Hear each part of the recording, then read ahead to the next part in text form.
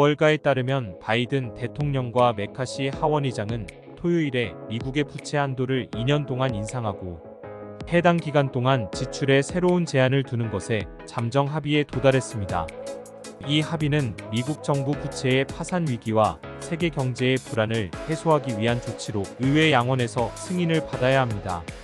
재무장관 제넷 옐런은 6월 5일부터 미국이 부채 상환을 위한 자금이 부족해질 수 있다고 경고했으며 이는 경제적이고 금융적인 영향을 초래할 수 있는 심각한 시나리오라고 밝혔다.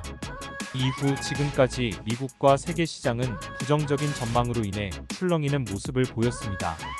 바이든 대통령은 합의가 모든 이의 원하는 대로 이루어지는 것은 아니라면서도 의회 양원이 합의안을 통과시키도록 촉구하고 이로 인해 파국적인 부채 불이행, 경기 침체, 퇴직 계좌 파산, 수백만 개의 일자리 상실을 방지할 수 있다고 설명했습니다.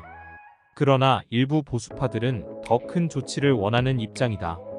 공화당 의원된 비숍은 하원 공화당 의원들이 합의에 대해 불만을 표명한 것에 대해 언급하며 연방 차입 한도를 4조 달러 증가시킨다고 밝혔다.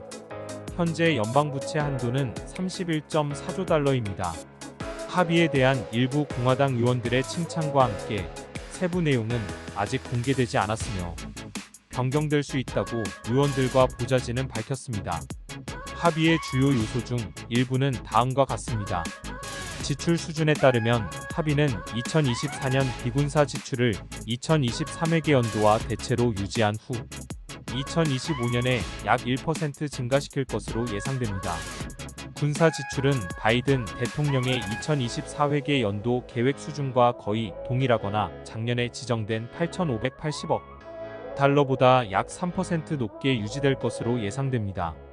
이 합의는 또한 올해 말까지 12개의 예산법안이 통과되지 않으면 정부 지출을 삭감하는 조항을 포함하고 있다고 해당 문제에 대해 익숙한 사람들은 말했습니다.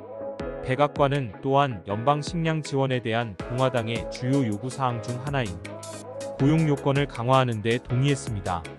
18세에서 54세 사이의 의존 가족이 없는 저소득 능동인구는 식량 지원을 받기 위해 일해야 하는 조건이 추가될 것이며 현재 49세까지만 해당되는 연령이 확대될 것입니다. 이 합의는 또한 군인과 노숙인을 위한 고용 요건을 완화하고 MDAID에는 어떤 요건도 부과하지 않을 것입니다. 또한 IRS 자금이 세금 징수 강화와 기술 현대화를 위한 자금에서 삭감될 것이고 미사용된 코로나19 자금도 일부 회수될 예정입니다. 이후 입법은 여전히 어려움에 직면하겠지만 백악관과 하원 공화당 다수 간의 첫 주요 합의를 나타내며 일부 공화당 의원은 지출 감축을 더 요구하고 진보적인 민주당 의원들은 협상에 반대하고 있습니다. 이 타협은 하원에서 양당 지원을 필요로 하며 민주당은 60표의 다수를 유지해야 합니다. 공화당과 민주당 사이의 재정 합의는 국가의 장기 재정 궤도를 크게 변경하지 않을 것으로 예상됩니다. 이 합의는 예산 적자 문제를 해결하기 위해 양측이 어느 정도의 양보를 한 것으로 보이며 사회보장, 의료보험, 부채 이자와 같은 의무적인 프로그램에 대한 지출에는 영향을 주지 않을 것입니다. 이러한 협상은 과거의 토론과 마찬가지로 금융시장을 불안하게 만들고 있으며 미국의 채무 한도 상승과 관련된 문제들이 현재 다가오고 있습니다. 투자자들은 미국 정부 부채를 안전자산으로 간주하고 있지만 이러한 협상의 결과에 따라 신용 등급이 하향될 수 있을 것으로 보입니다.